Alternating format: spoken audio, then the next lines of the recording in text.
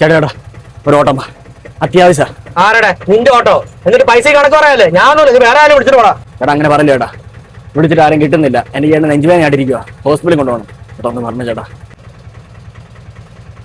എവിടെയാ പറയണ്ടേ? എവിടെ വീട്? കാണിക്ക് ബാ കേറ്. അതെ, ഞാൻ ചേട്ടനെ വിളിച്ചിട്ട് ഇപ്പൊ വരാം.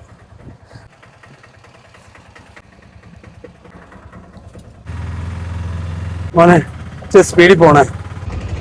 അവരുടെ സ്ഥലം എത്തി, ഇറങ്ങിക്കോ. ചേട്ടാ വാ, ഇറങ്ങി വാ, ഹോസ്പിറ്റലിൽ എത്തി. ചേട്ടാ എത്ര ചേട്ടാ? പൈസ ഒന്നും വേണ്ട കേട്ടോ, ചേട്ടാ പോക്കോ. ആ ചേട്ടാ, ആ ഞാൻ നേരത്തെ വന്നായിരുന്നു, ചേട്ടൻ അന്വേഷിച്ചായിരുന്നു. ആണോ? ഞാൻ ഓട്ടം പോയേക്കുമായിരുന്നു. എങ്ങനെയുണ്ട് ഇപ്പൊ ചേട്ടന്?